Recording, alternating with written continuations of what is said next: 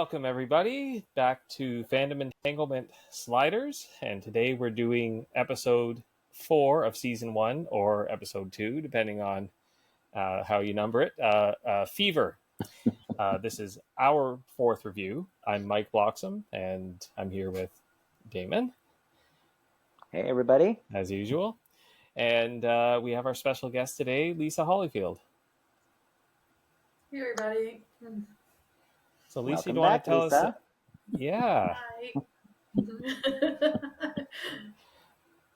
you want to tell us a little bit about what you're up to lately and where we could find you online?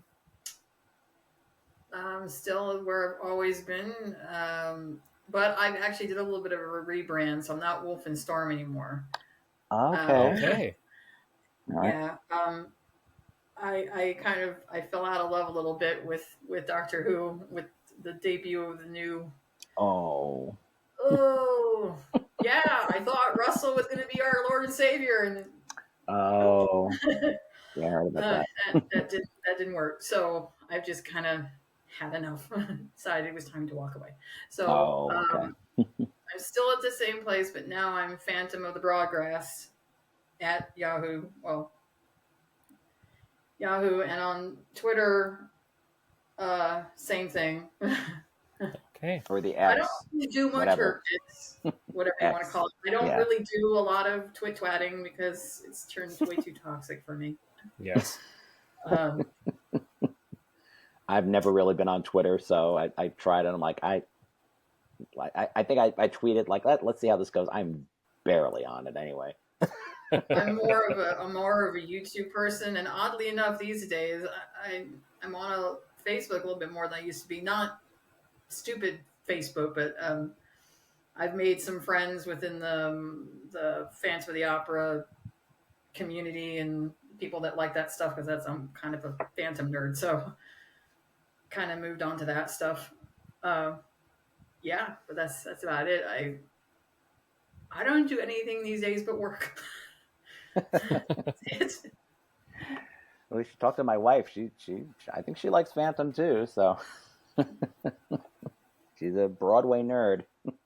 I work and count the days till next year when my son graduates from high school, so I can get the hell out of here.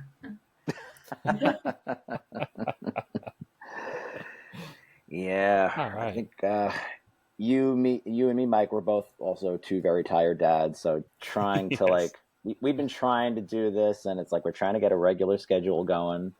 We thought we were going to do it like last week, and then just things kept popping up. So it's like we're trying.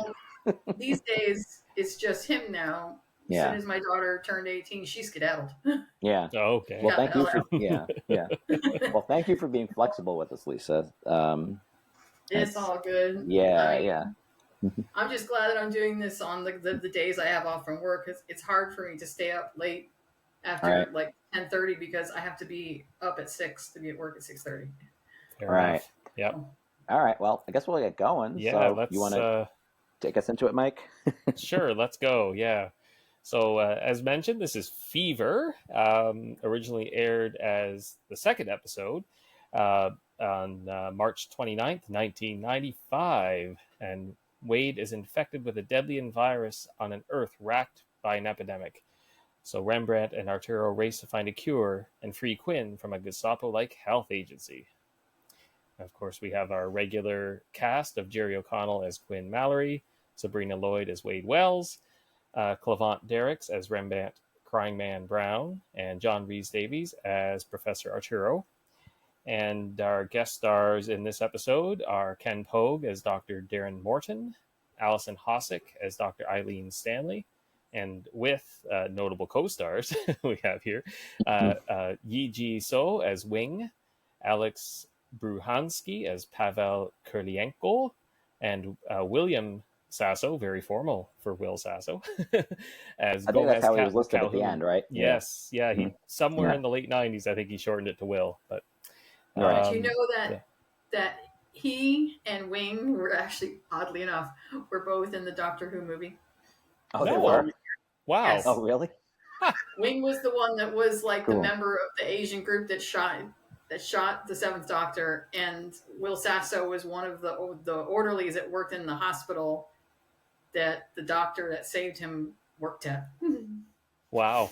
Right. Well, I think because Jan joined us for the last one, and she talked about the Long Island Who convention, and he was, I think he was a guest at that, like that just passed. So he was actually like I saw that ad popping up. This must be the algorithm or something, because now I've seen that pop up everywhere. You only see that here because the fans of the Doctor Who US film are very, very niche group compared to the overall fandom that doesn't particularly care for the movie. Oh, Right. okay. Mm-hmm. All right. Well, that's great. Thanks, Lisa. That's an interesting tidbit we didn't have before. Right. And this episode was written by Ann Powell and Rose. Oh, I'm not sure how to pronounce that. Schacht, maybe. I don't know. Rose. I hope we got that right. I don't know. Yeah, I don't know either. And directed by Mario Azzopardi. And Earthprime.com told us the worlds were Oil Boom World, Q World, and Cannibal World in that order. Yeah. We'll get into that shortly. So, yeah. Lisa, do you want to kick us off with first impressions? Okay. I'll be honest with you. Like I was telling Damon before, I had to really go back into the dusty halls of my brain to remember this, because I literally have not watched the show since around the time that it first aired. Like after he was merged with the other Quinn guy, I pieced out, and I haven't thought about Flyer since. Yeah. This was way back in the day for me, like when I was in high school. Right. So, me too. But I distinctly remembered this particular episode because it was one of those ones that was more dramatic, kind of so early on than the other ones. And I think it was like the first time that they were in a really serious situation where one or more of them could have died, because they all got sick, except Quinn for some odd reason. Right. When I first saw it, I thought it was really good, but then again, I was 16, so what did I know? And I just thought it was really well done. But now, being in my 40s, and I'm looking at it with a more discerning mind and really looking at the plot, I was like, okay, you have all this technology that can identify viruses and shit. Why don't you have aspirin? Yep. And penicillin that needed to be explained. Louis Pasteur invented penicillin. Okay, I can buy that maybe he didn't. Maybe he just never got around to it. Maybe his work just didn't work out. But you need to explain it, because you have all this other technology that makes you feel like, okay, even if Louis Pasteur didn't invent it, someone should have or could have with all this tech. It would have made more sense to me because Louis Pasteur was doing this like around the 40s, right? Ish. I'm not sure, did he invent penicillin, or was it like, I think it was like wasn't somebody else invent it, but Louis Pasteur came up with like the like realized how like germs work or something. Like I think I actually like tried to look it up beforehand. If their technology had stunted in say like the 40s and 50s before vaccines for polio was a thing and all that, I could have bought it. I would have been like, okay, yeah, they don't have the technology to do that. Okay. But it didn't. They had technology that actually went sort of beyond what you would even have found in their present day in the 90s. So I was like, yeah, I'm not buying what they're trying to sell. That they don't know about aspirin. I mean, it was cute and all that they walked into the apothecary shop and they were looking at all the herbs and stuff. And I'm like, you cannot freaking tell me with all this other technology that they have, these facilities where this doctor literally invents this virus and they have these facilities to detect it and all this, that they don't have regular medicine, not even an aspirin, or even before that, quinine, which they used in the 19th century, a powder for fever. It's like, really? that kind of threw me off. a Yeah. bit. But I mean, apart from that, I've always been a fan of Jerry. I know Jerry has a very broad ability to play different character styles, and I always admired how he was able to play very different versions of himself in all of these worlds. Mm-hmm. This one, I think, is probably the most dramatic apart from his own. But in hindsight, it's actually not that far because, like, from what I could tell, before all this happened, he was just a normal medical student. And then a situation happened, and this doctor that he worked with infected him on purpose. Mm-hmm. And now his whole life is just, it's amazing what one thing, how after one thing can happen to you, that your whole world gets turned upside down. Yeah. I don't know how he was the only one who wasn't dying from it. And he was obviously sick from it, but he wasn't dying from it. Yes. Yeah. It's kind of a question I had later on, but yeah. Yeah, me too. It also wasn't explored, which made no sense because if he obviously was patient zero, that meant he'd had it for the longest time compared to everybody else. So if anybody should have been dead first, it should have been him. Yep. That would have made no sense. That's a good point. Yeah. Mm-hmm. But I was also a bit confused as why Wade got it so fast. Like, I get that she was kissed on the cheek by the guy, but I mean, even someone whose immune system is depressed doesn't usually happen that fast. Mm-hmm. Like, Yeah. I guess, I don't know. Arturo said everybody's different, Okay. Yeah, it seemed like a Hollywood I felt sickness. like this was really, really condensed for time because, when I was a kid, when I was a teenager, I thought, oh, he's going to make penicillin and cure them. That's cool. But now when I look at it, I'm like, it would have taken a lot longer than just sitting down and scraping some shit off bread to, culture and all that.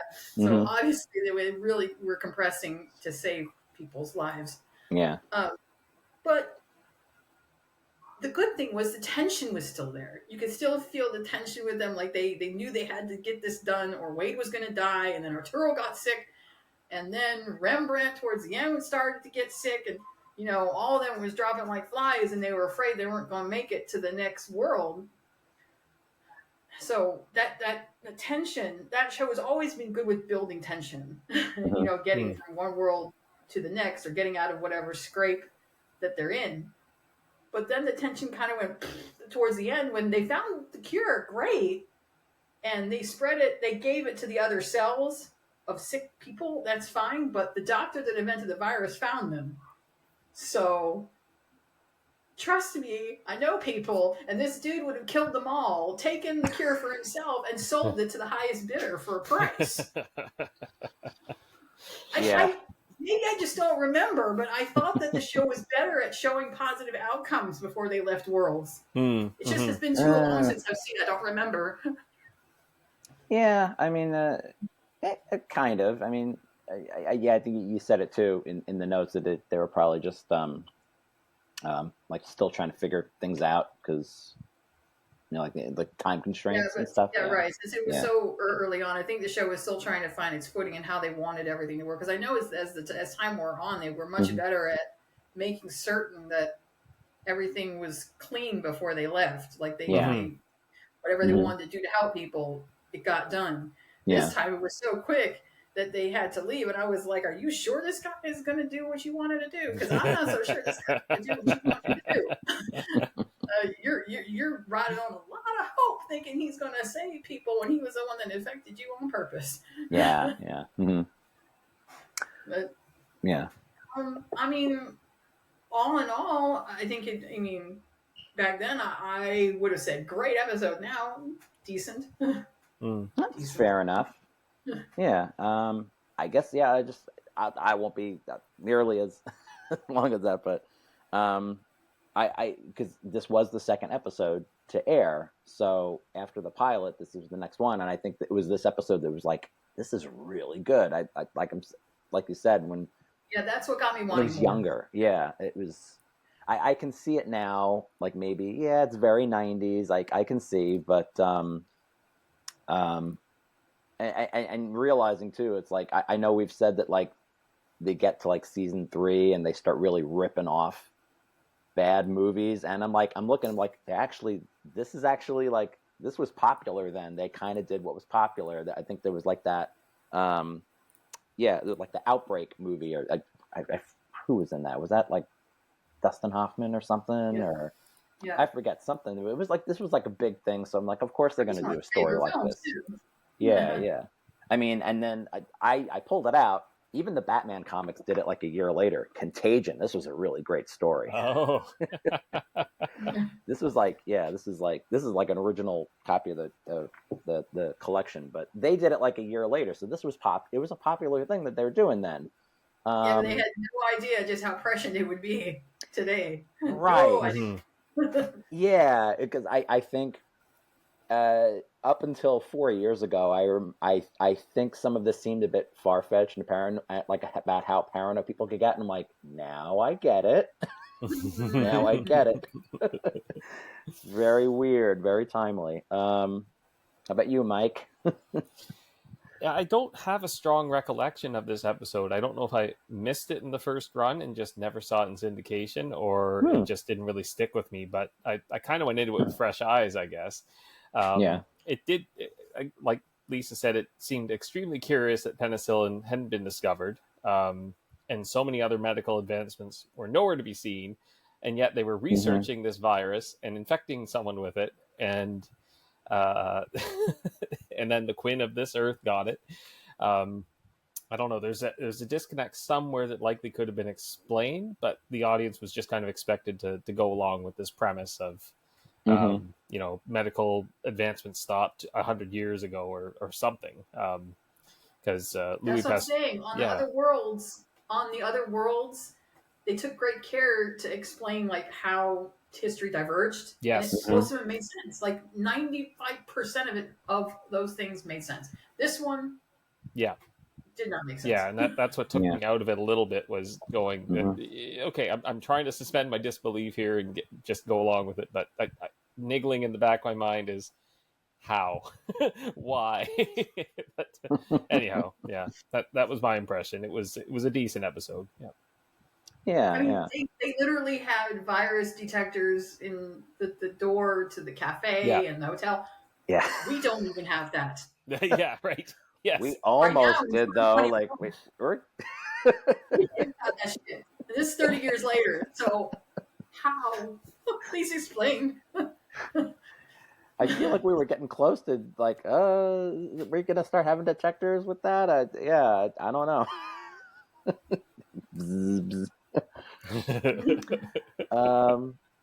So I mean, we don't have to hit every point of the plot.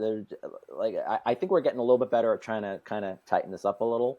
I just want to point out like a lot of the things that I noticed. Getting off of the whole Q thing first, because we start out on that oil boom world. So is the only context we have for that is just like the quick newspaper headline. And didn't it seem, because my thing is, it seemed like they just got there.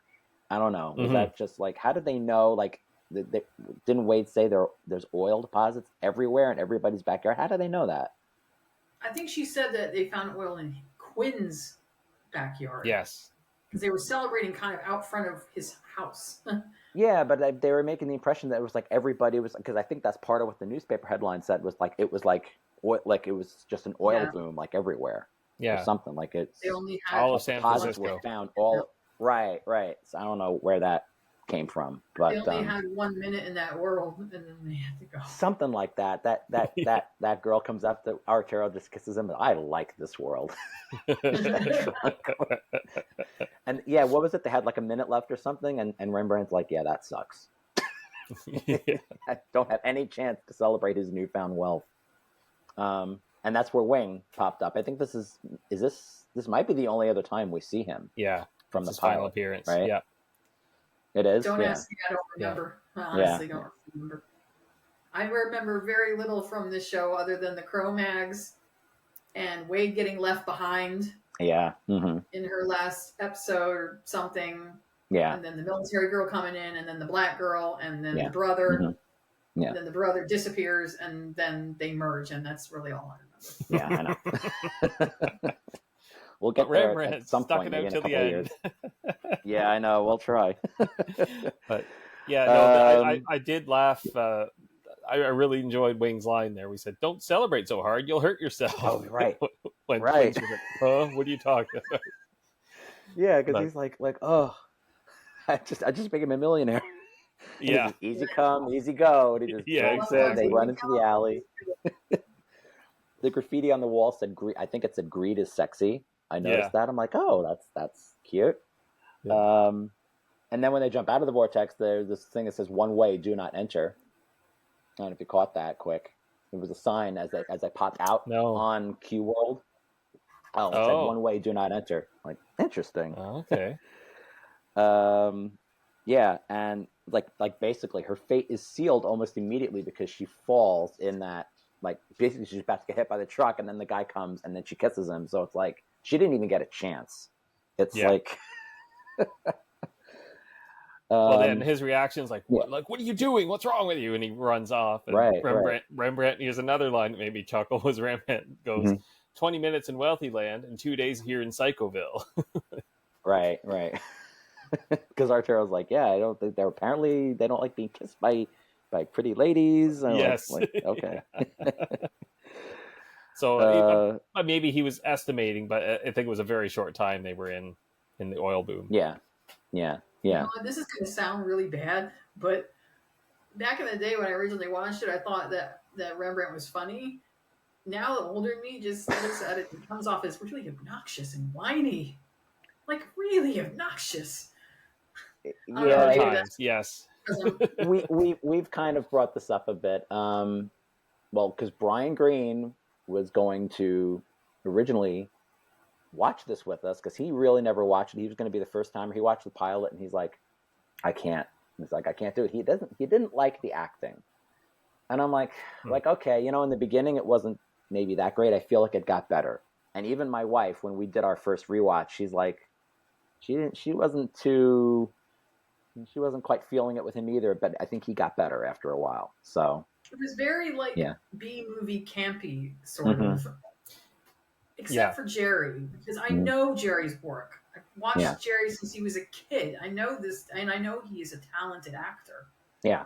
Sabrina was, two of them had great chemistry and fed off of each other very well. And and John Rhys Davies, how can you call him bad? I know, yeah. I will say that I think the acting in this one was really, you really get to see some of, what they're capable of, I think, in this one. Mm-hmm. Honestly, John Rhys Davies was too good for this show. He was too good for this show. I think that's how he felt. I think that's part of the reason why he was gone after a while. Yeah. Yeah. I didn't know that there was all that behind the scenes drama. I knew there was some behind the scenes drama concerning Sabrina Lloyd. I knew there was some shit going on with her, but I don't know what the full story is with John Rhys Davies. I've heard different things, and depending on which story you believe, or he I don't know. We'll get to that point, but he's always said too that he's kind of put down the writing on the show, and I think they were like, okay, well, we're gonna kick you off then. I don't know. I don't know what that's about, but this show was on Fox, right? It was on Fox, and then it moved to Sci-Fi. Well, there you go. Right. There you go. Yeah.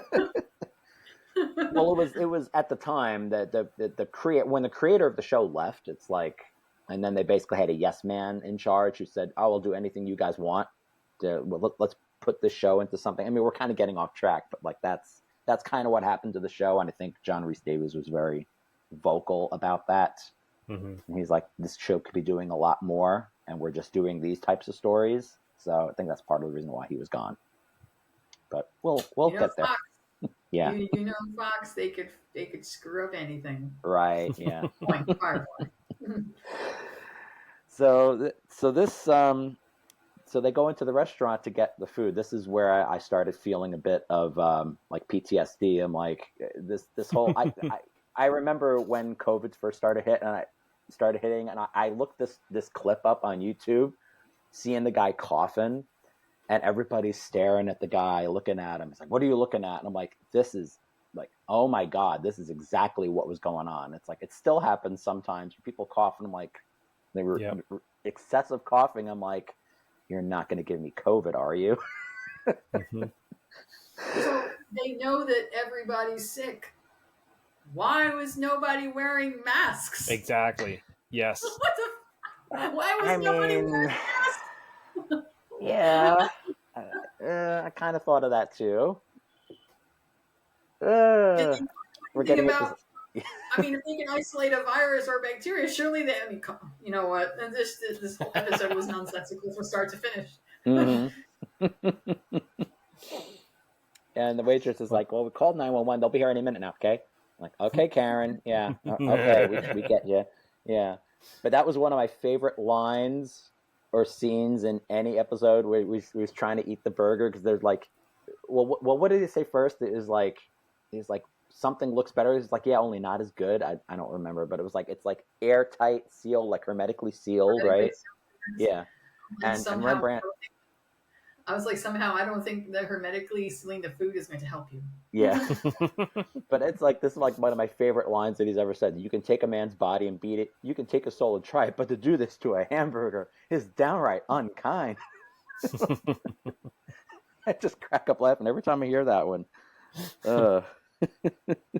On the COVID thing, it also gave you the heebie-jeebies where he's coughing up a storm in an eatery, and there's a pandemic going around all around everybody. Like, couldn't they, instead of calling the what was it, the CHC? The CHC. Couldn't they have just escorted him out? Or maybe we don't know much about the 1984 kind of aspect of this world. It seems like you call the CHC, you don't deal with it yourself. But I mean, it goes back to what we said before. What are the scanners in the doors for then? Are they scanning to see if people are sick? Are they supposed to be sanitizing you as you enter? I think it's supposed to. But I think it was scanning for virus, so that if somebody was coming in with it, they could immediately call CHC or the police to have them picked up. Because I guess, according to the way that World Quinn explained it, that you don't get the jaundice face immediately. It takes time to right away, Mm-hmm. Oh, okay. Some were sicker than others. Some got it pretty quick, and some didn't. Yeah, like that guy probably was just sick, and he's like, I don't have the Q, damn it, and he's like trying to tell him he doesn't have it, but they're probably like so paranoid that he has it and that it failed somehow. Yeah. That's another thing that confused me. The guy that ran into Wade, he was obviously in the last phase because his skin was yellowed and his eyes were red. Quinn were his eyes red? I think so. He said when you get the red eye that you're in the last phase. That's terminal, apparently, I was like, okay, I don't know much about medicine, but what I do know is this. When you're jaundiced like that and your skin yellows, it's because your liver is not working properly. If your skin is so yellow that you look like a freaking canary, you wouldn't even be able to be walking on 2 feet. Yeah.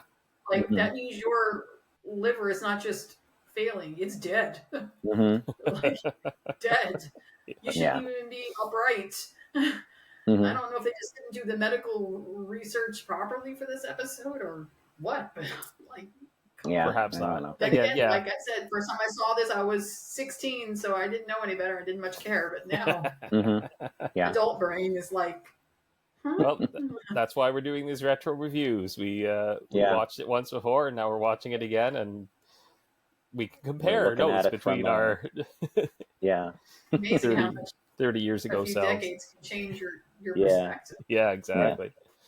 One last note on the diner. It to me, it had like a 1995 futuristic aesthetic. Like it seemed like what they kind of thought a diner might look like in 2025 or something. It was very, but it was like cold and sanitary, but maybe that's what they were more going for. But to me, it seemed like this with the neon lights and they were trying to make it look futuristic as opposed to sanitary. But anyway, I'd be curious what the set designer was thinking with that one. But genuinely, I'm not being sarcastic. I'm curious what the goal was there. Yeah.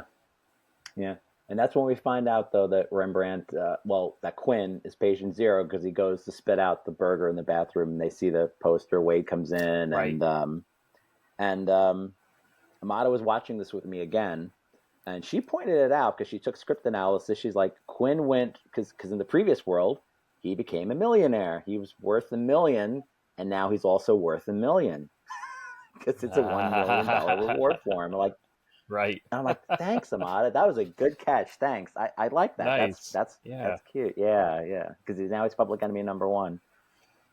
Well, him being the patient yeah. zero, the origin of the epidemic, is that why the sickness is called the Q?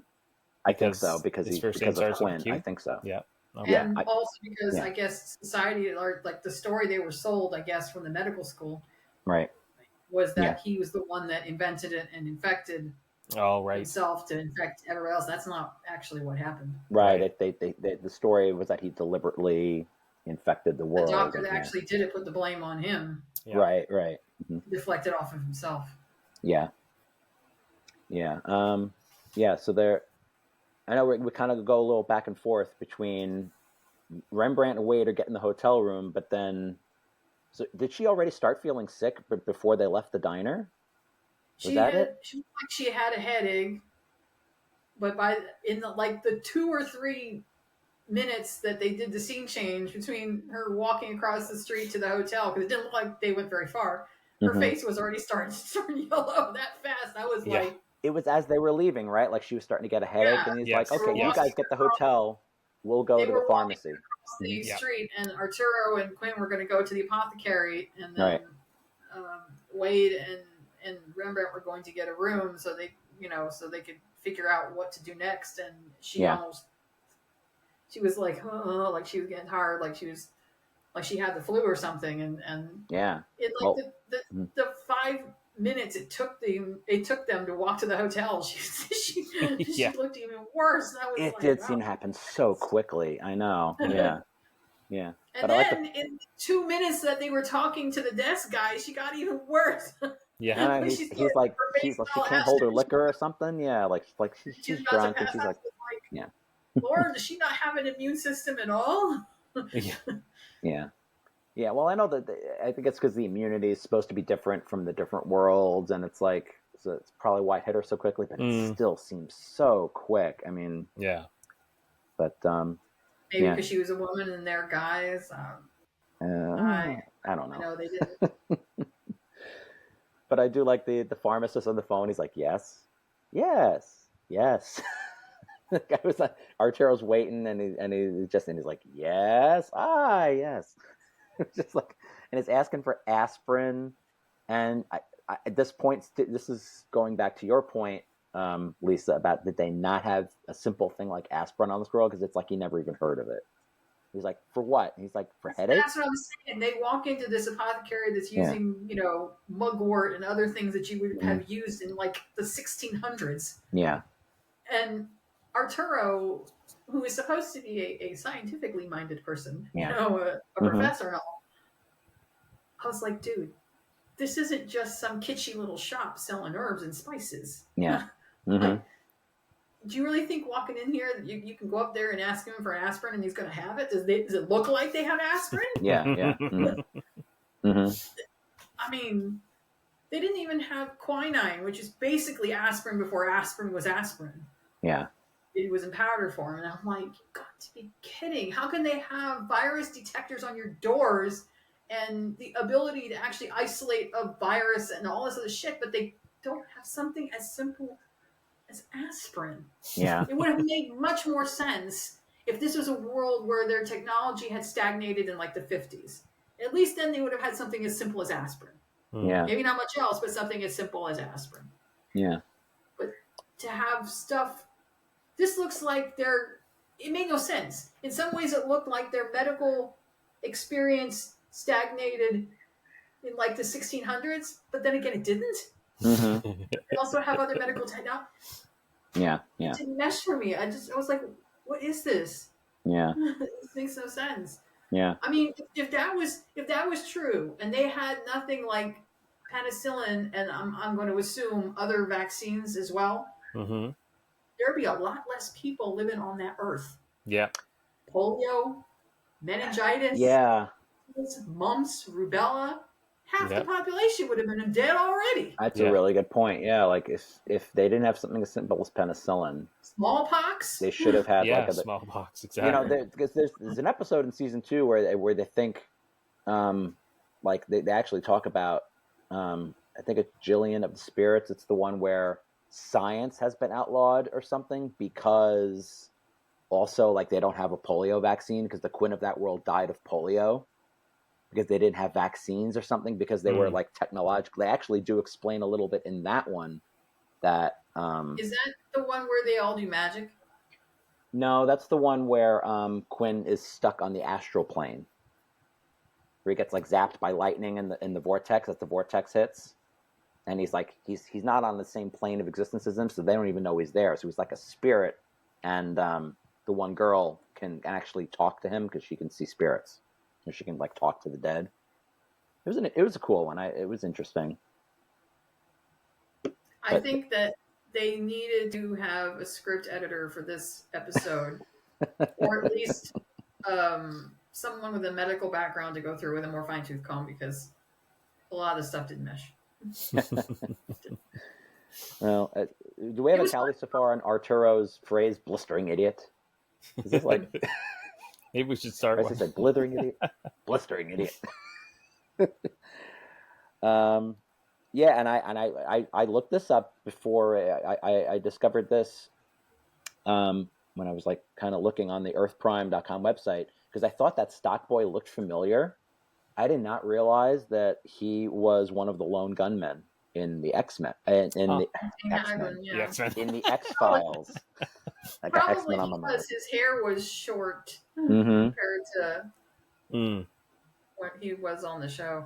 Yeah, okay. And they said that because of this episode, this is because there's supposedly one episode of the X-Files where he was not in with the other lone gunman. It was because he was filming this episode.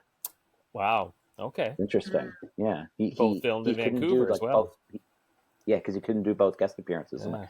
We started watching X-Files. I think we got through like season 2 or something. We just never got around to finishing it, but someday that's on my list someday for. You want a show that I can review from start to finish? X-Files? Okay. Sure. Yeah. Maybe someday. Yeah, that's not on my radar right now, but there's a lot to that. Back in the day, X-Files was my jam. Yeah. I remember sitting in that theater watching Fight the Future, and that scene where he was about to kiss her in front of her doorway, and then the bee stung her on the neck, and she fainted in his arms, and the whole theater went up.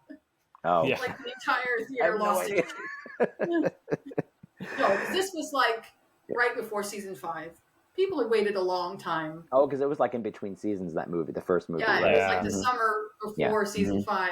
And we thought we were finally going to get them together, and then no. Yeah. No. Yeah. And so anyway, so in the hotel, this is our first appearance by, as we said before, Gomez, the hotel manager, played by Will Sasso.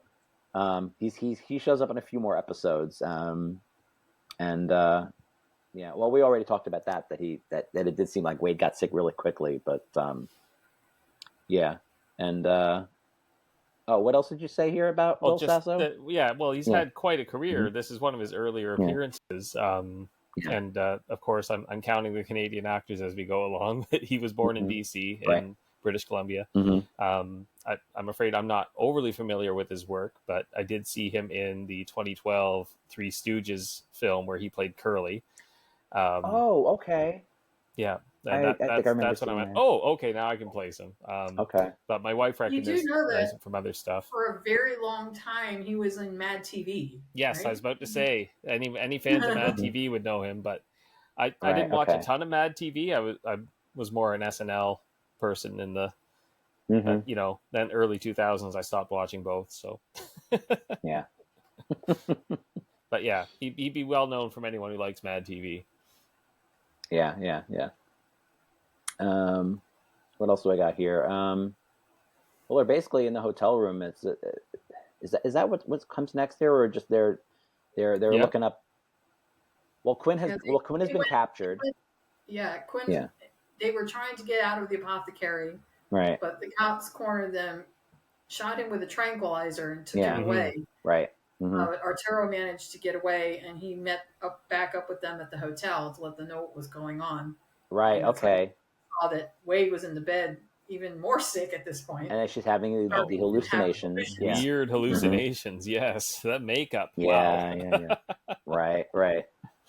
It was weird because she didn't recognize either of them. The only person she seemed to be able to recognize was Quinn, and I'm going to chalk that one up to her feelings for him. You know.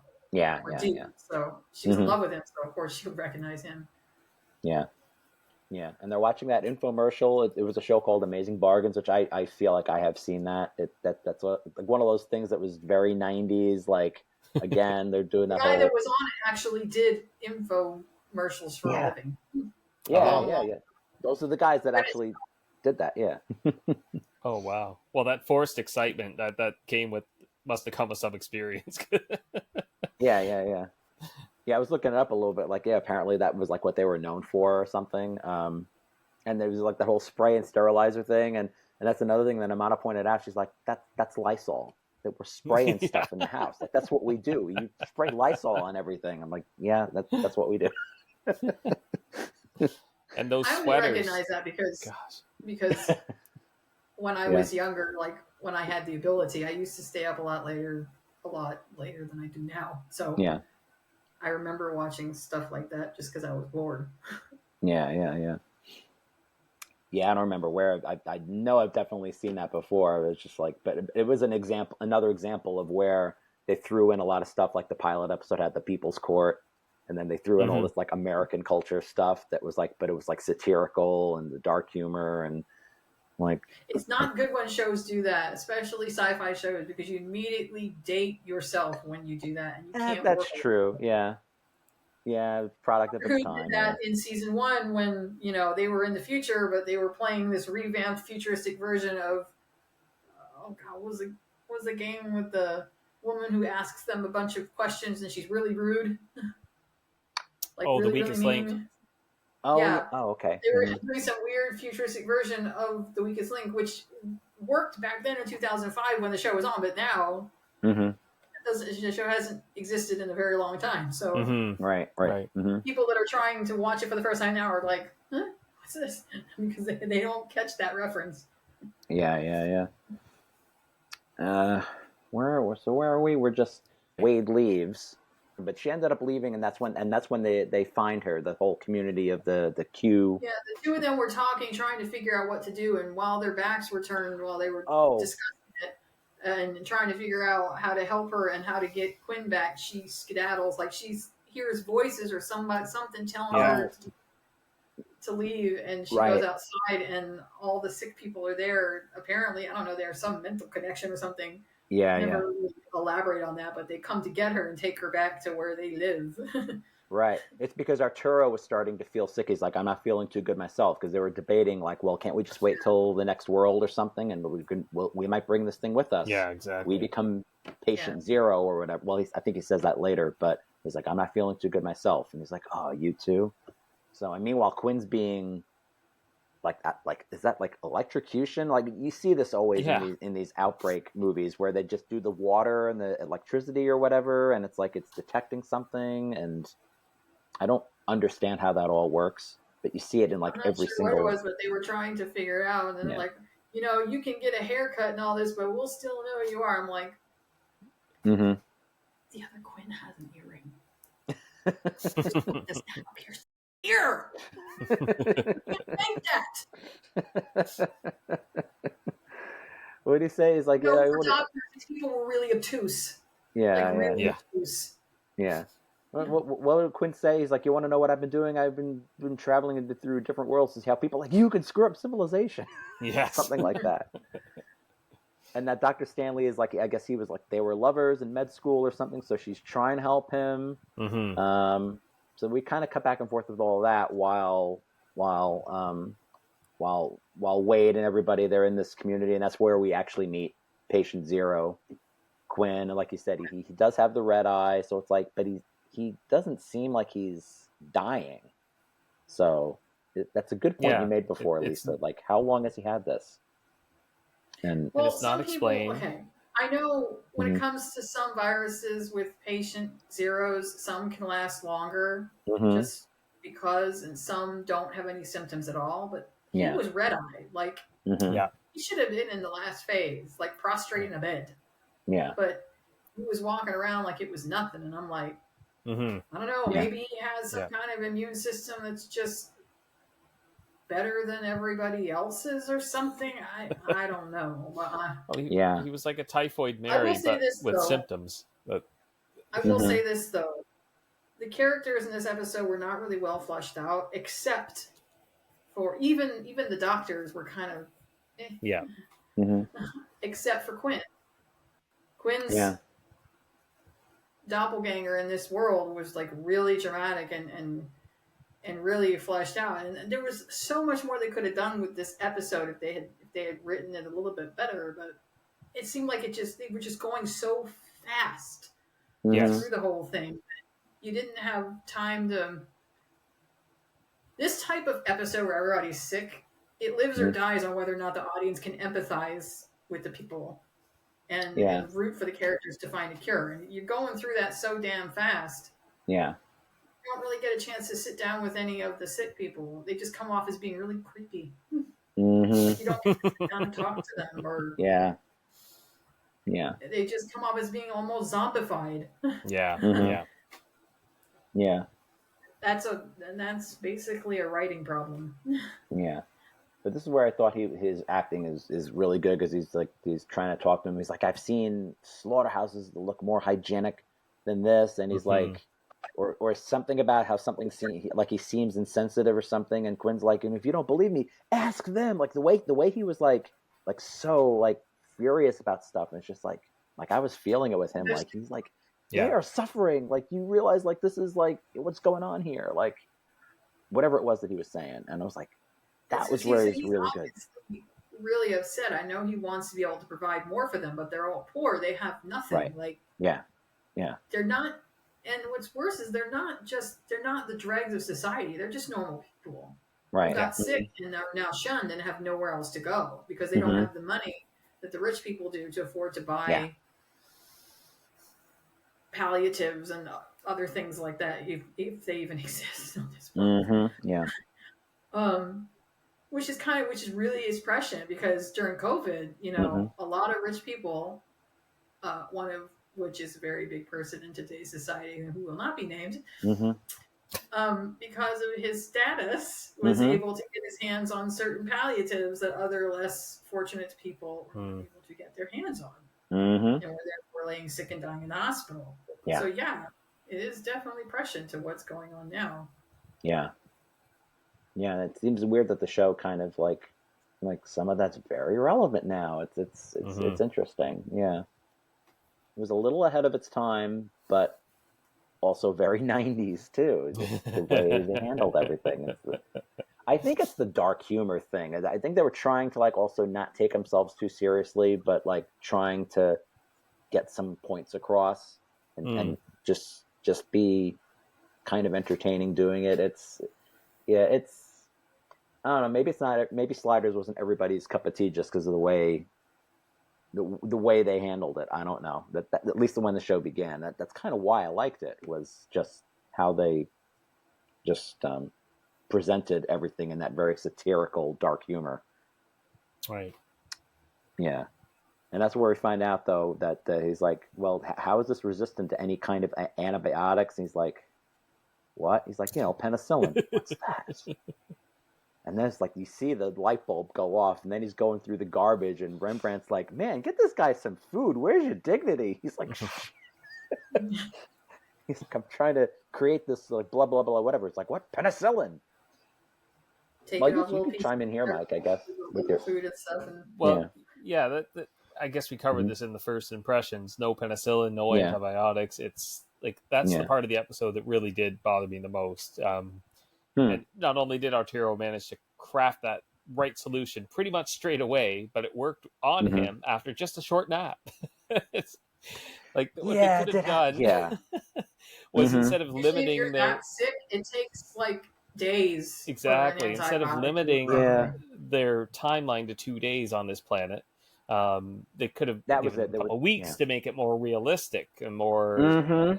But I get they want the time pressure to solve it before they slide to the next world and bring the disease with them.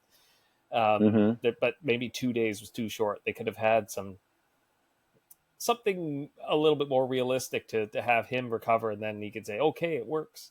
Or maybe they just start giving it to, I don't know, more people who are on the edge and wouldn't make it anyway. But there's more they could have done with that. But yeah. But again, there are Yeah. no face masks in really, sight. The Mhm. hazmat suits, the there was no researchers. precautions taken in the No, place where they were staying. Like everything was open air, and all you have to do is cough, and everybody's going to get it. exactly. There seems to be There's no Mhm. masks or gloves or. I no was like, you knowledge guys of have any basic. This is what made no sense. This dude is a medical student. Yeah, He is a medical student. Mhm. He should know better. Like, are you telling me that you have no concept of germs or how things are communicated, like yeah, communicable disease? yeah. Mhm. You Yeah, know yeah. how to craft a virus. You know how to inject it into someone and infect them, but you don't know about germs. Like, Mhm. my Yeah. head hurts. My head hurts. And how this makes no sense. My head hurts also with how stupid that those doctors were because, okay, sure, he can cut his hair. He might even be able to pierce a hole in his ear to make you think that he had a pierced ear. Mhm. But he can't fake the jaundice face Yeah. or the red eye. Yeah. Mhm. I'm like, Yeah.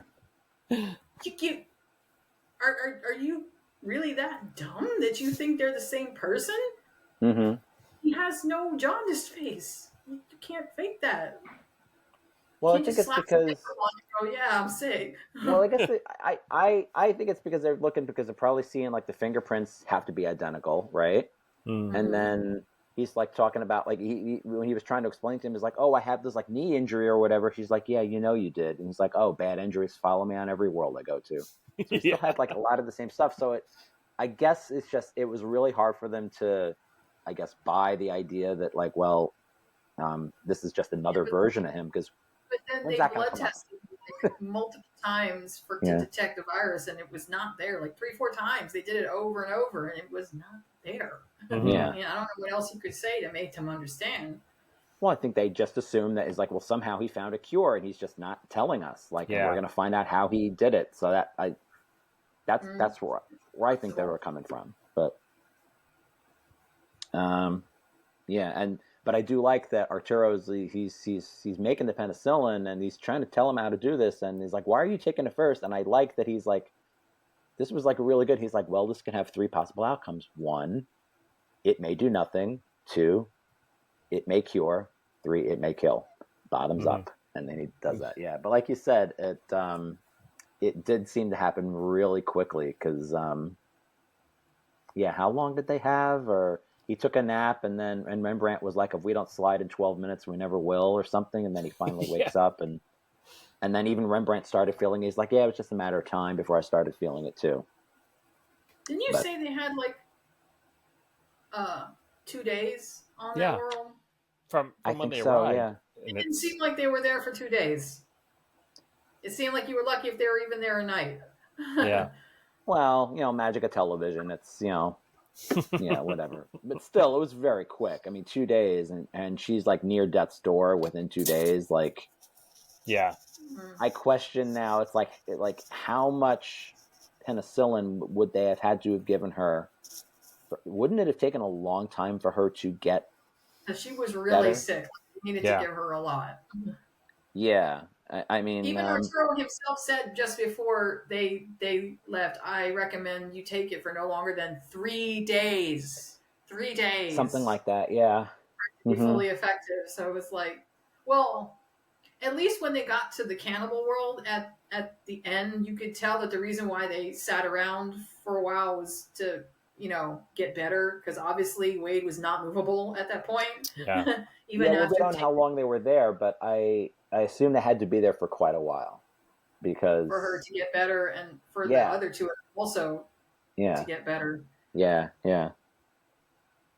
I can't think of much else that's happening in the episode itself. Like I think your point, Lisa, was like we were getting how it was like the rich and like the dividing line. That's what you were saying in your notes about with the treatments and everything. And like we said, they're basically like shielding he's like, it's called penicillin and we'll be damned if we let you get it. He's like, I could just take it from you.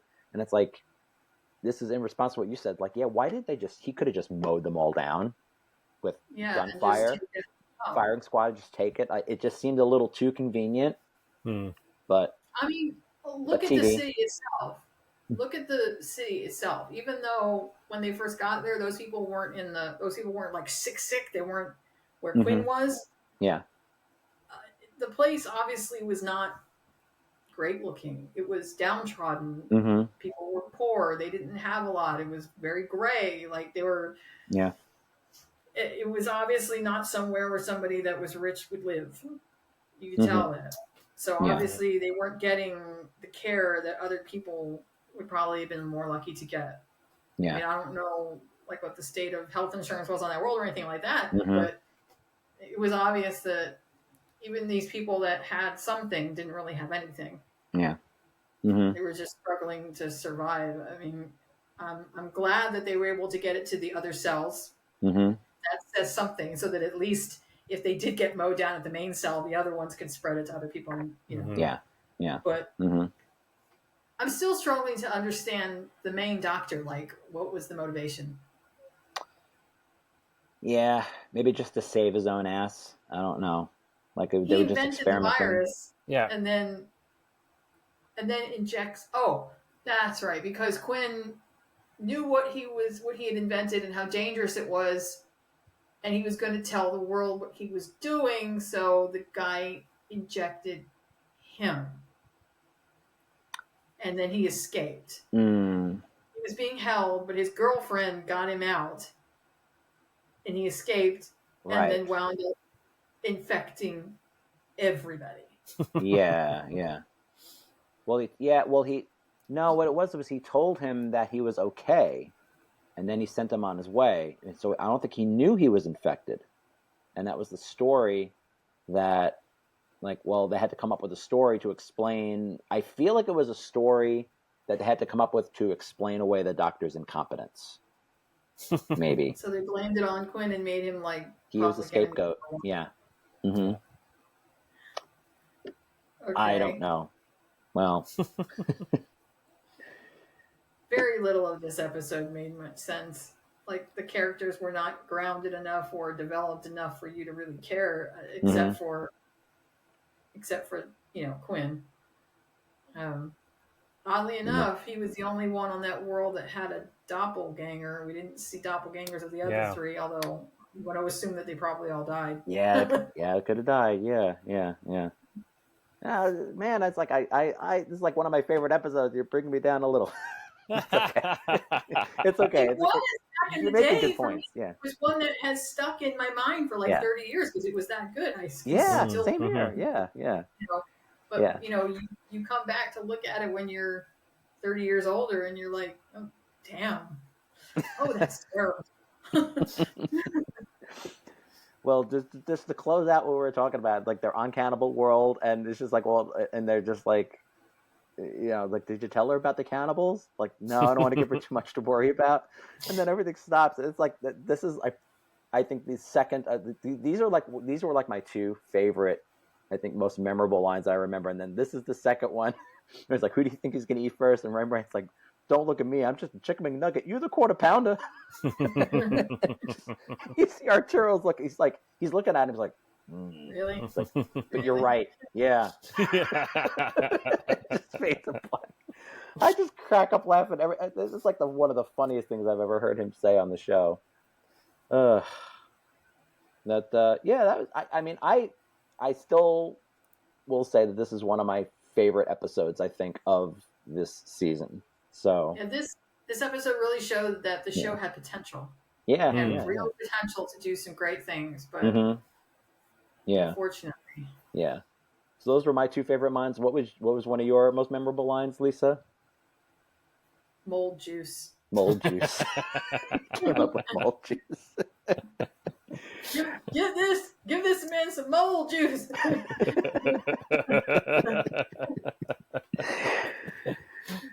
And Mike, I see you added something. What was I liked that they brought the taxi driver back again, and he says, "It's my destiny." He's a taxi driver. You don't know the half of it. Yeah. You like driving cabs, don't you? It's like, it's my destiny. Yep. All right. So I guess before we wrap it up, I will mention some comments that we got. We always get a comment from Sliders fan blog. This guy's name is Thomas. He runs the Slide Cage website, and this is the reference to the that book from this was from the previous episode, Prince of Wales. Everything I Say Is Right. Or Sheriff Arturo was holding a book. It says the Everything I Say Is Right was a spoof of Rush Limbaugh's book, See, I Told You So. And then he says, I met John Rhys Davies wearing the spoof book cover. He found it hilarious. It's on my blog under Fanboy Expo 2023. I'll insert a picture of that or put a link to that. Yeah, that's pretty cool.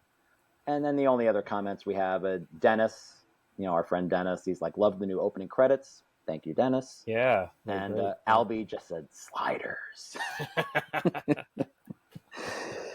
So I guess our final thoughts on this before we wrap up and our ratings. I guess I'll let you guys go. You go first, Lisa. You both have like the same score, so yeah.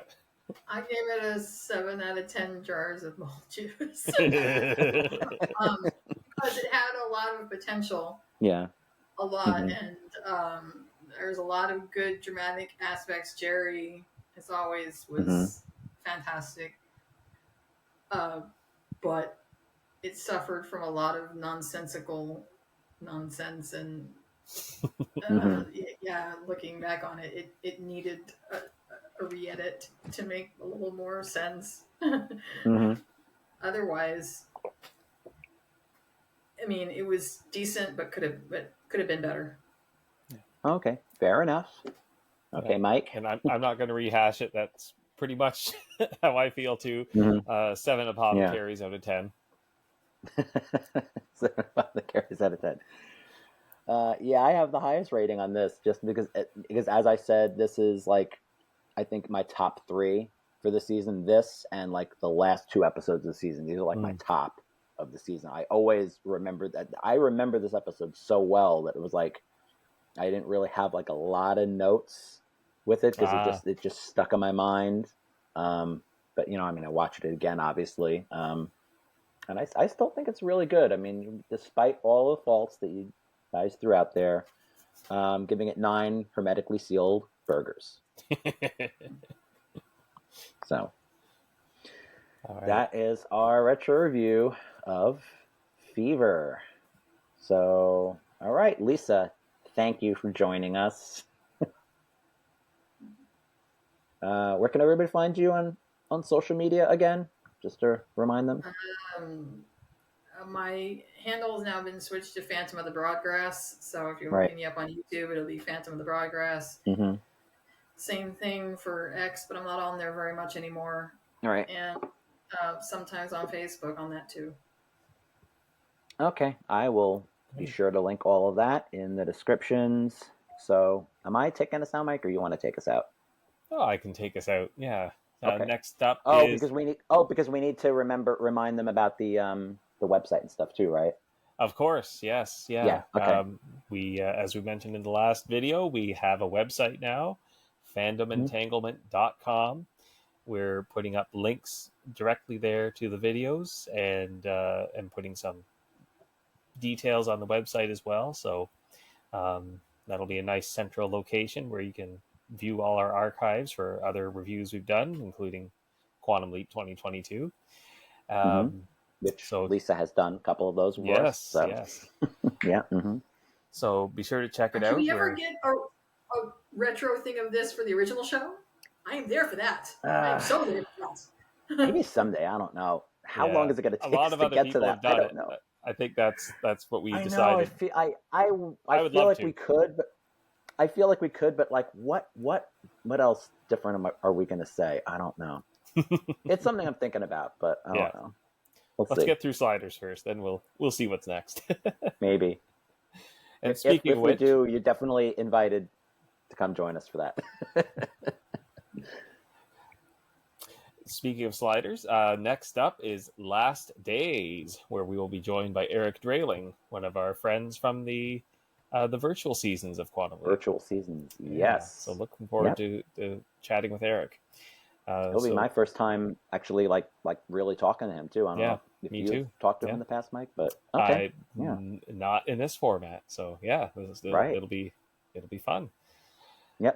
So yes, be sure to like and subscribe, please. Put your opinions and on the episode in the comments, and we'll be happy to do a roundup in the future videos. And we're always looking for people to chat with too, because it seems like there's still a Sliders fan base out there. We just got to find them all. Yep. Yeah. All right. So until next time, guys, I'm Damon. I'm Mike. I'm Lisa. All right. And we'll see you next time. Bye. See ya.